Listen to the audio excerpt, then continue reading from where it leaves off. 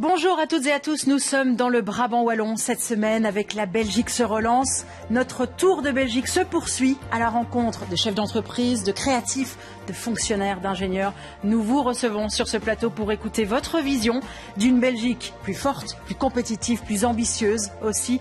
Notre thématique du jour dans le Brabant wallon, la transition écologique. Avec nos invités pour parler construction, mobilité, notamment Colette Pirard. Merci d'être avec nous.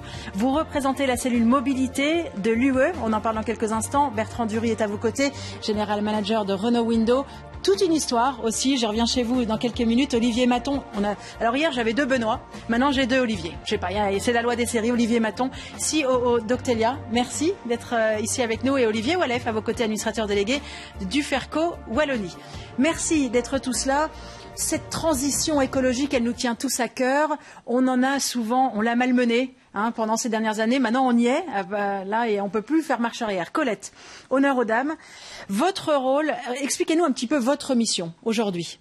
Alors, notre mission aujourd'hui, c'est d'accompagner les entreprises et de les encourager à mettre en place une politique de mobilité plus durable. Donc, plus le tout à la voiture, mais autre chose que la voiture. Alors, on va en parler tout au long de cette émission. C'était intéressant en la préparant, puisque c'est pas nouveau. Votre rôle, il n'est pas nouveau. Non. Et pourtant, d'un seul coup, il est évident. Voilà. Nous, ça fait 20 ans qu'on existe, quasiment. Donc, mais c'est maintenant que, on va dire que toutes les planètes sont alignées pour ça. D'un seul coup. Et on va essayer de comprendre pourquoi. Peut-être que le Covid est un peu pour quelque chose. Bertrand, Renault Window, c'est tout neuf? Ça a 2 ans. Oui. Et notre spécialité, c'est de remplacer les vitrages en conservant les châssis. Trop souvent, les gens ont le réflexe que s'ils veulent améliorer l'isolation énergétique de leur bâtiment, ils doivent remplacer leurs châssis. Eh bien, dans certains cas, je vais vous montrer qu'il est pertinent de conserver les châssis et de ne remplacer que les vitrages. Bon, on y revient, on continue le tour de table. Olivier Maton, Octelia, c'est quoi? Donc nous, on accompagne les entreprises au sens large dans la revente d'équipements d'occasion. Donc une fois qu'ils n'utilisent plus du matériel, que ce soit une grande entreprise, une PME ou un service public, les communes, les intercommunales, etc., on les aide à trouver une solution pour revendre le matériel d'occasion qui n'est plus utilisé et donc de leur donner une seconde vie dans une autre entreprise, une autre fonction. Ça existe depuis combien de temps? Depuis 2009. Il y a eu un virage à un moment donné. Est-ce que le Covid a changé quelque chose? On a toujours eu une croissance assez linéaire. On ne peut pas dire qu'il y ait une accélération, mais il y a peut-être une prise de conscience quand même de la valeur du matériel aussi, plutôt pour des raisons financières qu'écologiques dans un premier temps. Mais... Oui. Ça touche aussi les gens. Il faut dire les choses. Oui. On va en parler de tout ça dans cette émission. Olivier Wallef, Duferco, c'est quoi? Duferco Wallonie, donc c'est une PME aujourd'hui de 30 personnes. Oui. Active essentiellement dans la reconversion de friches industrielles. Si on parle du Brabant wallon, on pensera surtout aux forges de Clabec. Mais active également dans la logistique fluviale et ferroviaire. Donc on est évidemment dans la transition écologique. Et puis nous avons également de la production d'énergie renouvelable avec des champs photovoltaïques qui grandissent chaque année, j'espère. Voilà. On attaque avec les forges de Clabec parce que c'est ça qui m'a amené vers vous dans un premier temps. J'ai lu 1, 2, 3 articles sur le sujet. Expliquez-nous un petit peu où on en est aujourd'hui. Alors, ce sont des projets à tellement long terme qu'évidemment se resituer là à l'instant c'est parfois compliqué. Oui. C'est un projet que nous développons d'ailleurs pour vous donner une première date de référence depuis 2006. C'est Tubize, hein? Tubize, les anciennes forges de Clabec, donc en effet 80 hectares qui sont une ancienne sidérurgie. Et arrêté en 2002 pour l'essentiel du site, là, ce qu'on appelait la phase à chaud. Et donc, en fait, Duferco n'avait pas du tout l'intention à l'époque de se lancer dans un nouveau métier de reconversion, mais c'est à l'invitation de la commune, après quelques années, je veux dire, sans action, notamment de la région, aux yeux de la commune, que nous avons été sollicités en tant que propriétaires et nous avons donc développé un nouveau métier, celui de, quelque part, d'urbaniste et de spécialiste de la reconversion de friches industrielles, avec une vocation très technique d'assainissement des sols. Évidemment, c'est un métier qui, quelque part, reste assez technique et scientifique, donc proche de nos métiers d'ingénieurs, si je puis dire, mais une filière urbanisme qui nous amène à développer aujourd'hui 80 hectares avec 4 premiers hectares qui ont été développés, 200 logements déjà construits aujourd'hui, et 10 hectares qui sont en cours de construction aujourd'hui. Bon, ça vous donne un peu une idée sur les 80, sachant que dans les 80, il y aura 25 hectares qui seront laissés à la nature et aux espaces verts. Ça donne quelques indicateurs, si je puis dire. Oui, c'est ça. Et comment vous situez l'importance, le focus sur l'écologie, sur ce genre de projet, par exemple? Ce qui est essentiel et peut-être, je vais dire, sous-évalué souvent, ce que j'appelle l'urbanisme moderne. Et on parlait de mobilité, mais il est clair que l'urbanisme moderne, c'est celui qui va d'abord essayer de réduire le besoin en mobilité. Et quand on parle de mobilité, je pense à une mobilité motorisée. C'est-à-dire qu'évidemment, on va promouvoir la mobilité active. Et donc, si on peut développer des quartiers mixtes, où on peut à la fois vivre, travailler, faire ses achats, se divertir dans un environnement où on peut se déplacer à pied ou à vélo, on a évidemment, entre guillemets, gagné beaucoup de points. Pourquoi ? Parce que la mobilité motorisée, la meilleure, c'est celle qu'on peut éviter. C'est comme l'énergie, c'est celle qu'on n'utilise pas. Oui. Lorsqu'il vous reste un besoin en mobilité motorisée, il reste les transports en commun. Et donc l'accès aux transports en commun, la promotion des transports en commun, la densification des pôles urbains qui donnent de la pertinence économique aux transports en commun, tout ça sont des éléments qui favorisent quelque part la réduction de l'utilisation de la voiture. C'est ça. Oui. Vous avez dit, plus densifiés seront nos quartiers, plus le transport en commun pourra s'y développer. Exactement. Je vais donner une image. J'arrive chez vous, Colette, je vous vois bouger la tête. Je vais donner 2 images caricaturales. Si on prend la dispersion sur les terrains agricoles, on sait tous que faire passer un bus devant une villa 4 façades qui est isolée, ça va coûter très cher. Faire passer un bus sur des lignes déjà existantes, où vous densifiez justement des pôles urbains, mais vous avez parfois des bus qui souffrent d'un manque de fréquence, et donc des usagers qui sont insatisfaits. Oui. Si vous augmentez le nombre d'usagers, clairement vous augmentez la pertinence économique, c'est-à-dire la rentabilité de la ligne, et donc vous augmentez aussi sa fréquence par effet cascade. Donc finalement vous avez une meilleure rentabilité des transports en commun, et vous avez un meilleur service aux clients, puisqu'il y a une meilleure fréquence, et donc un passage de bus peut-être tous les quarts d'heure, plutôt que toutes les heures. Donc tout ça ce sont des éléments qui contribuent entre guillemets à cette réduction de besoin en mobilité, et qui renforce le besoin de densifier les pôles urbains existants. Donc les projets en général de reconversion de friches industrielles sont toujours bien localisés, parce que très souvent en Wallonie, la ville s'est construite autour de l'industrie. Oui, puis il fallait faire venir... Voilà, et donc réurbaniser ces zones-là permet justement de nouveau de donner plus de pertinence au transport en commun.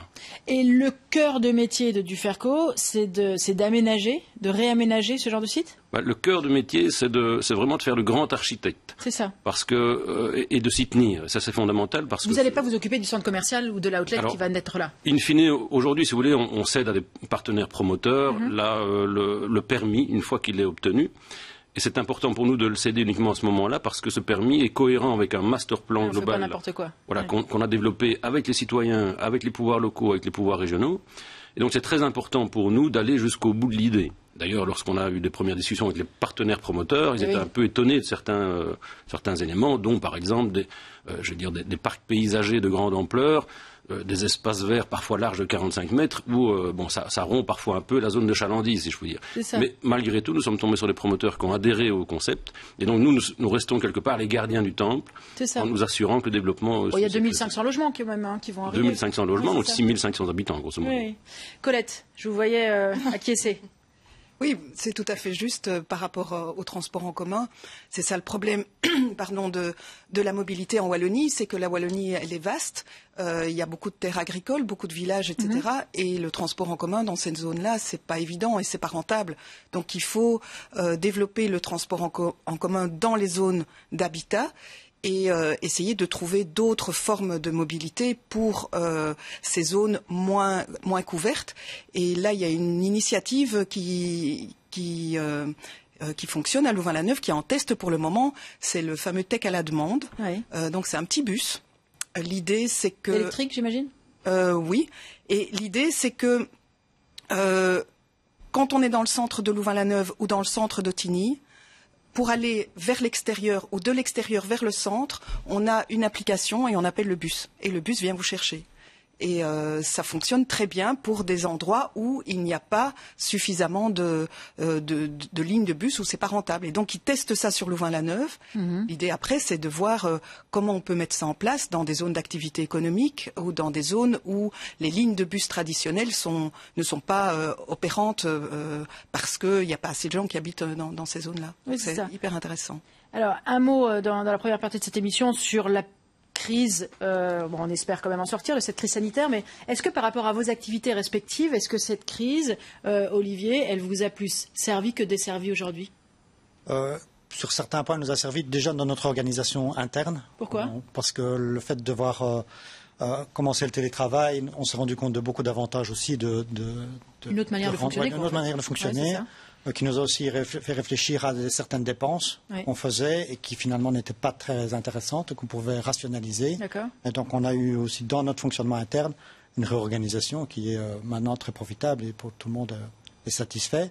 Maintenant dans notre business en général, oui, on a eu des opportunités en plus. Donc les gens qui souhaitaient arrêter ou pensaient arrêter leur activité dans les années à venir et anticiper ces arrêts d'activité.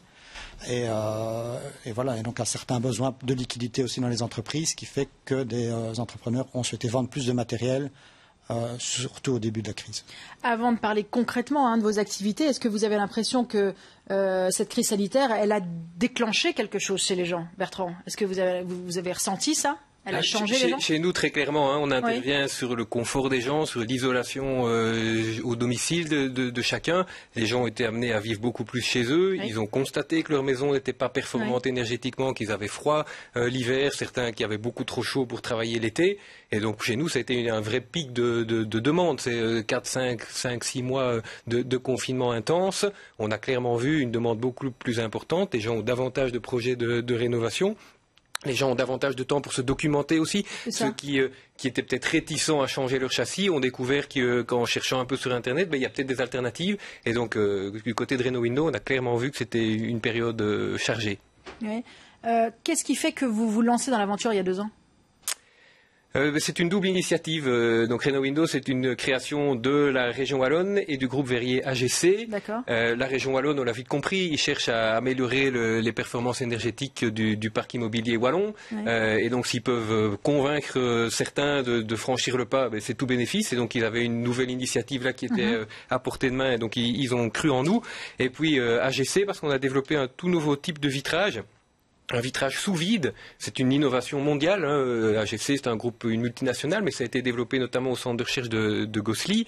Une innovation qui permet d'avoir un vitrage aussi fin qu'un simple vitrage, tout en ayant les performances d'isolation d'un triple vitrage. Et donc ça convient parfaitement pour rénover des châssis anciens, où on peut, dans le peu d'espace qui était disponible dans ce type de châssis, moyennant de légères adaptations, obtenir des niveaux d'isolation qui sont même meilleurs que certains châssis vendus aujourd'hui, châssis neufs vendus aujourd'hui sur le commerce.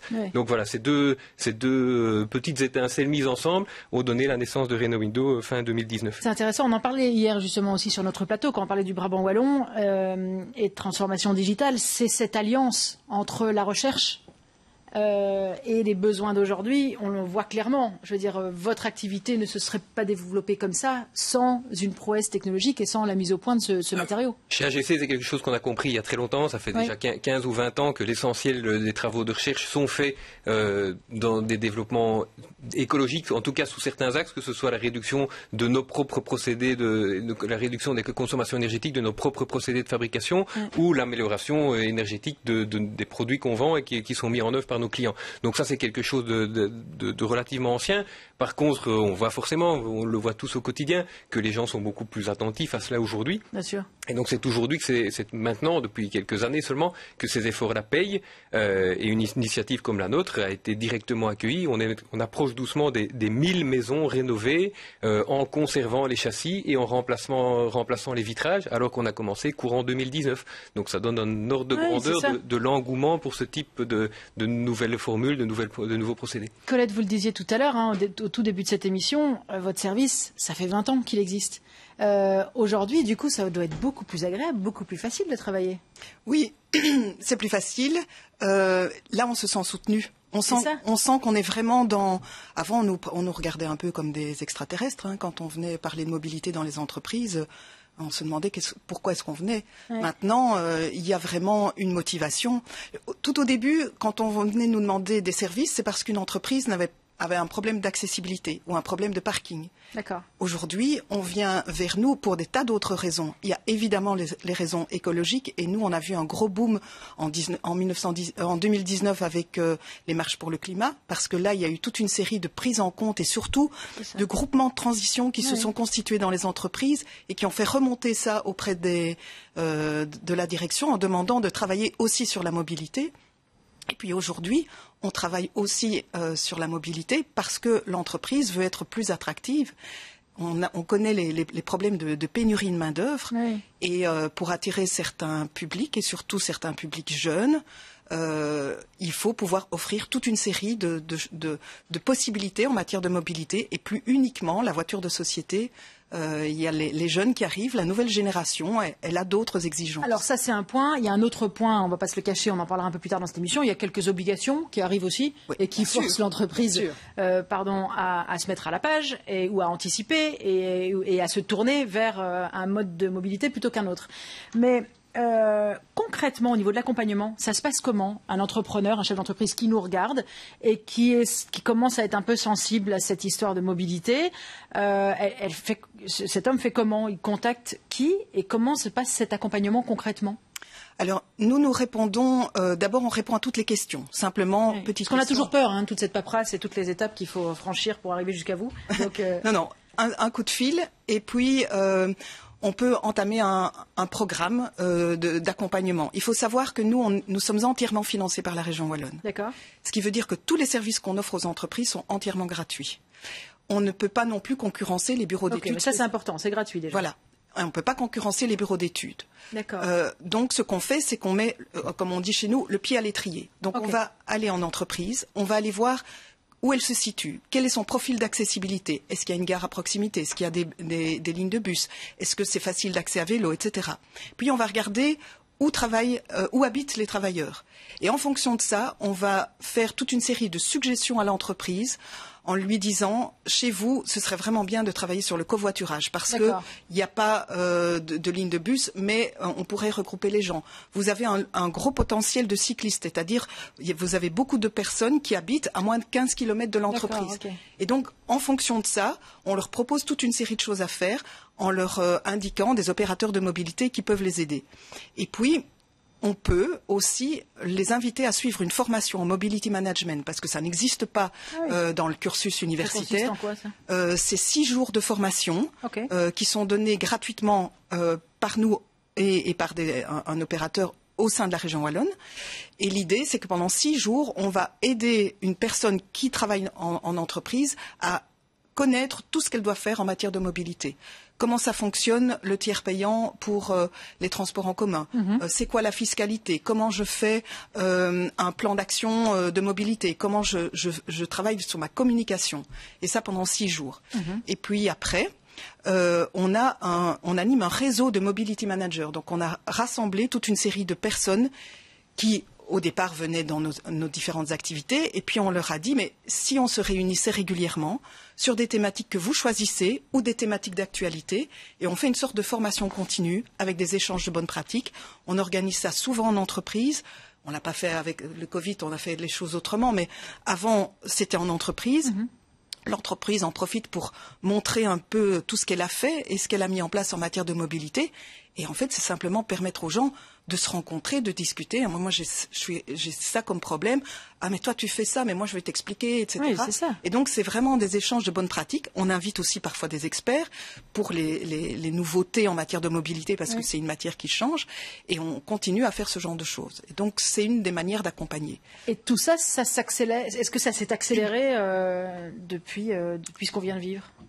Non, je trouve pas que ça s'est accéléré. Vous attendiez à plus? Je ne sais pas, mais je pense que ce qui se passe, c'est que les entreprises sont pour le moment dans une sorte d'attente parce que le télétravail qui s'est imposé a tellement changé la manière de travailler que pour le moment, on ne voit pas encore. Un peu. On ne sait pas encore très bien comment les gens vont réagir, comment est-ce que les gens vont revenir au travail, etc. Et donc il y a une sorte d'attente pour le moment. Nous, on a vu une explosion de la demande en 2019 avec les marches pour le climat. Là, il y avait vraiment une prise de conscience très importante. Mais on a aussi avancé en matière de mobilité. Je veux dire, je crois qu'on a fait un pas de géant en matière de mobilité, avec la non-mobilité, c'est-à-dire avec le télétravail qui s'impose là où on peut. Oui. Et il y a beaucoup d'entreprises où avant, on ne parlait pas de télétravail. Maintenant, on passe à 1 jour, 2 jours, voire 3 jours de télétravail. Et ça change tout en matière de mobilité, évidemment. Olivier, chez Duferco, est-ce qu'il y a une sensibilité quand vous travaillez avec la région wallonne, par exemple, est-ce qu'il y a une charte, est-ce qu'il y a un process qui encourage à utiliser des procédés très écologiques? Alors, il faut distinguer évidemment les nouveaux projets d'urbanisme et la vie de la société, la vie courante. Donc, dans la vie courante, personnellement, je n'ai pas senti d'incitation drastique, mais en effet, heureusement, il y a une préoccupation de chaque citoyen. Oui.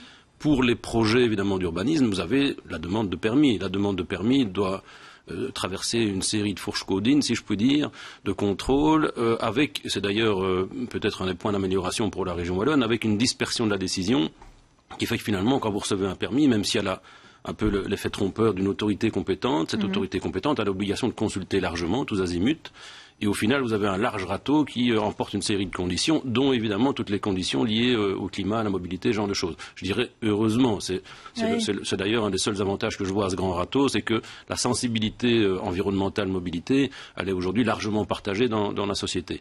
Bon, l'urgence économique beaucoup moins malheureusement, donc ce large râteau parfois entraîne plutôt des contraintes. Donc oui, au niveau des demandes de permis, il y a des fortes incitations à développer des projets qui tiennent compte justement de l'accès au transport en commun, de l'offre vélo.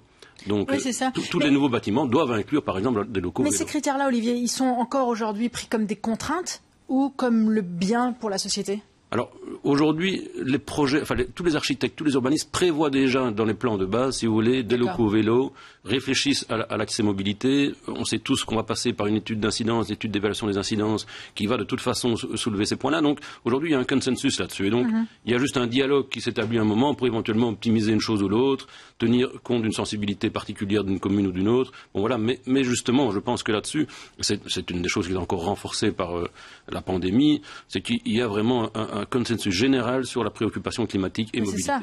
Parce que vous êtes tous d'accord pour dire que autour de cette table, chacun joue un rôle dans cette transition écologique, finalement, chacun à son niveau. Demain, quand on ira, demain, ou peut-être dans 3 ans ou dans 5 ans, quand on ira vivre à Tubize dans tout ce complexe, ce projet que vous avez orchestré, la manière dont vous l'avez pensé il y a 5 ans peut changer la donne. Oui, alors je pense qu'on a encore tout à fait d'actualité, mais il y a un point peut-être intéressant à souligner, c'est que justement nous devons aujourd'hui, lorsque nous introduisons des demandes de permis, nous devons déjà anticiper le monde futur. Mais c'est ça. Mais nous devons en même temps subir l'inertie du monde passé. Oui. Et ça c'est assez interpellant parce que par exemple lorsqu'on vient avec des projets où on prévoit une place, par exemple, de stationnement de voitures en privé, je dirais, au-delà des places pour, bien sûr, le public et les invités. Avec l'appartement. Voilà. Oui. Donc, avec toute une série de promotion des alternatives à la voiture, en fait, aujourd'hui, la demande est là. C'est-à-dire que des acheteurs, et surtout parmi les jeunes, des acheteurs d'appartements où il y a une seule place de stationnement pour un appartement, mais il y a l'accès vélo, il y a l'accès bus, il y a l'accès train, cette demande-là est très forte. Mais quand vous venez avec la demande de permis, vous avez une frange de la population en général un peu plus âgée qui dit non, il faut notamment dans les CCATM, par exemple, les commissions consultatives d'aménagement du territoire, composées quand même en général d'une tranche d'âge assez élevée. Et donc là, vous avez plutôt des revendications de dire non, il faut absolument 2 places de stationnement par logement. Voilà, et donc c'est une des difficultés parfois de notre démocratie, c'est de ne pas avoir une autorité qui ose à un moment faire, entre guillemets, mettre le curseur là où il faut. Et donc notre beau projet parfois doit se dégrader un petit peu, étonnamment, parce qu'il faut quand même prévoir plus de place à la voiture. Ça, ce sont des choses où nous-mêmes, en fait, on a l'impression d'être les défenseurs parfois du monde moderne, alors qu'évidemment, en tant qu'investisseur privé, on nous reproche surtout de vouloir gagner de l'argent, mais on doit lutter contre des forces du passé. Parce qu'il y a la théorie et la pratique. Il y a plus les anciens qui vont dire oui, ce serait bien que entre ce que va vouloir l'acheteur et ce qui est bien pour la société, c'est vraiment ça, quoi. Oui, puis il y a des préoccupations, du passé de nouveau, parce que les plus anciens n'arrivent pas à envisager que les jeunes arrivent à se passer de la voiture. Donc, par exemple, on prévoit des places de stationnement. Dans tous nos projets, on prévoit des places de stationnement pour les véhicules partagés. Oui. Ça, c'est un concept qu'une certaine génération ne comprend pas. Parce qu'on ne partageait jamais sa voiture à l'époque. Exactement. Et donc, lorsqu'on vient avec ça en disant ça remplace 30 voitures, donc on peut supprimer 30 voitures de stationnement si on met 3 places de stationnement pour véhicules partagés, ça ne convainc pas toujours tout le monde. Voilà. Et donc nous devons en effet tenir le pot droit et essayer de garder la cohérence entre les demandes, quelque part, du gouvernement, de la région, de toutes les forces vives, et notamment des jeunes, et arriver quand même à obtenir un permis qui n'est pas trop contraint par le poids du passé. Voilà. C'est bien, parce que vous arrivez à la conclusion que nos décideurs sont trop vieux. Pas tellement. Sincèrement, je ne serais pas critique sur nos décideurs politiques là-dessus, mais je suis assez critique sur ce que je disais, la décentralisation de la décision. Et donc, au final, comme vous demandez l'avis de tout le monde, et que plus personne n'ose dire oui, mais je ne suis pas d'accord avec celui-là ou avec celui-là, voilà, donc nous avons encore quelques fonctionnaires qui osent parfois motiver, parce que lorsque vous recevez des avis, vous avez la contrainte de motiver si vous n'êtes pas en accord, et donc les fonctionnaires ont parfois cette responsabilité assez lourde de dire 2 places de stationnement, j'estime que ce n'est pas nécessaire, ce genre de choses, et il faut motiver chaque chose. Donc nous avons des permis qui parfois emportent toute une série de conditions, et donc vous avez la fameuse condition permis conditionnel sous réserve de respecter tous les avis de toutes les instances. Voilà, donc vous avez des choses un peu pour conclure, ce projet de réhabilitation des forges de Clabecq, il a commencé quand? Il va se terminer quand? Alors, il a commencé donc en 2006, il va se terminer certainement en 2035, ça vous donne un horizon, Oui. mais nous sommes quand même déjà heureux de constater aujourd'hui qu'avec les permis en cours, les constructions en cours, nous avons déjà 900 logements, nous avons 15 000 mètres carrés de commerce, nous avons 5 000 mètres carrés de loisirs, donc vous voyez, le projet est déjà maintenant clairement engagé. Oui. Je dirais que la phase de risque est un peu derrière, à l'exception quand même toujours justement des infrastructures publiques qui sont en retard et où on nous annonce qu'il n'y a pas de retard, mais il y a 2, 3, 4 ans de retard parfois sur certaines infrastructures publiques que l'on attend toujours. C'est ça. Olivier Maton, c'est la Chambre de commerce et d'industrie qui nous a soufflé votre nom et on vous invite avec plaisir sur ce plateau. Expliquez-nous un peu plus en détail votre activité. Comment ça marche ?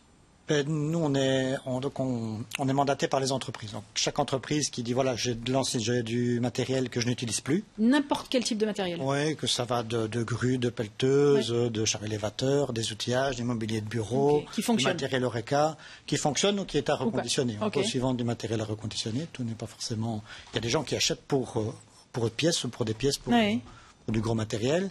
Et donc, à ce moment-là, on valide avec eux, on évalue le matériel, parce que c'est important aussi de donner une valeur aux choses, parce que les gens ne savent pas toujours qu'est-ce que ça vaut sur le marché d'occasion, leur machine.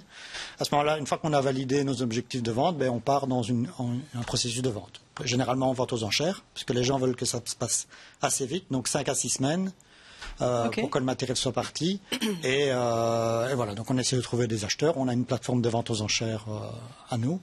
Et on fait de la publicité partout en Europe pour attirer des acheteurs. Donc on a des machines qui vont partir en Pologne, en Ukraine, en Bulgarie, en Portugal, en Espagne, partout en Europe. Pour le plus gros équipement, les plus petits équipements va rester principalement en Belgique ou au nord de la France. Voilà. Ça voyage moins quand c'est plus petit. Et alors, on s'en doute évidemment, il y a un aspect économique dans l'histoire, mais où se situe le curseur écologique dans tout ça ? Pour le moment, c'est plutôt la valeur financière. On réutilise. Voilà, que les entrepreneurs ont, ou plutôt de faire de la place parfois. Donc il y a aussi cette notion de j'ai des choses qui traînent, qui m'encombrent, et plutôt que de les jeter, je préfère quand même en donner une deuxième vie. On a ça par exemple sur du mobilier de bureau. Le mobilier de bureau, ça ne vaut généralement pas grand-chose à la revente, mais on a des écoles qui achètent du mobilier de bureau dans des ventes qu'on organise pour Proximus, pour d'autres grandes sociétés qui ont beaucoup de mobilier de bureau. Et vous avez vu, avec cette crise sanitaire qu'on vient de vivre, vous avez vu plus d'engouement pour votre activité ? Vous avez vu les gens changer un peu ? Je ne peux pas dire changer. Je pense on avait déjà une tendance qui était déjà là depuis des années où c'est notre mission de convaincre les gens de passer par la vente d'occasion plutôt que de jeter. Et, vos arguments sont écologiques ou pas ? C'est pas forcément le premier qu'on met en avant. Pourtant, c'est un site au recyclage. Oui, c'est ça. Et nous avons été nous-mêmes utilisateurs de services donc, sur Carcide. Et donc, il est clair que vous avez, en général, lorsque vous voulez faire de la place, vous avez des anciennes pièces de réserve, vous avez l'alternative de mitrailler, comme on dit. Donc, vous mettez au rebut et vous en tirez la valeur métal, quand même, qui aujourd'hui est assez élevée. Mais il y a une valeur potentiellement plus élevée chez le deuxième utilisateur. Le maillon manquant pour nous, et pourquoi nous avons été vers Outelia, justement, c'est de connaître le prix d'achat. C'est-à-dire que, en fait, pour avoir un prix de vente ou un prix d'achat, il faut un acheteur. Mais lorsque vous avez des pièces de réserve, vous n'avez pas nécessairement un acheteur devant vous. Il n'y a pas un industriel qui va se déplacer pour venir voir vos roulements, par exemple. Bon, mais Outelia nous a justement, quelque part, nous met en lien avec un acheteur potentiel. Et donc finalement, ça établit un prix.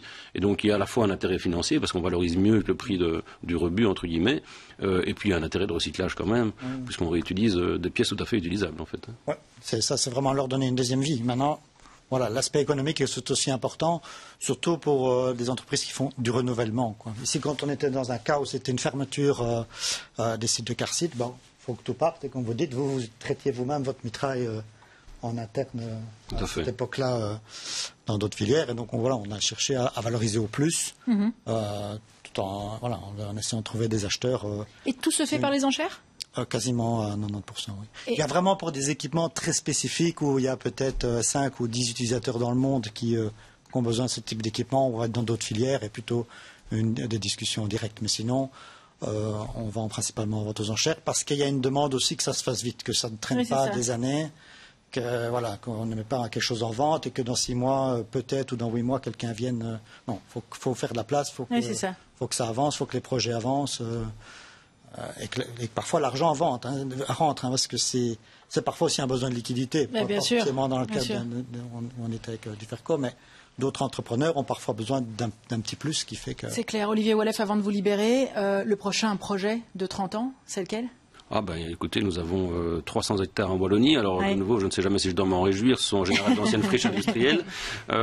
Sur Charleroi, nous regrettons un peu de ne pas être l'aménageur. Bon, finalement, il se dégage un accord pour que l'on gère l'assainissement et que les pouvoirs publics gèrent le réaménagement. Sur la Louvière, nous avons des discussions en cours avec l'intercommunal et avec la ville. Donc les prochains projets sont plutôt là, mais nous avons des plus petits projets aussi. Un à Flémal, où nous venons de recevoir un permis d'urbanisation. Un à Saint-Guilain, même chose. Avec un souci écologique là derrière. À chaque fois, évidemment. Donc de nouveau, je vous disais, là il y a un consensus, donc il n'y a plus vraiment débat sauf sur les détails. Donc voilà, nos prochains projets sont plutôt à Flémal et à Saint-Guilain aujourd'hui. Merci beaucoup, merci d'être venu sur ce plateau. On fait une petite pause pub, on se retrouve juste après pour la suite de cette émission. La Belgique se relance, Brabant Wallon, transition écologique oblige. À tout de suite.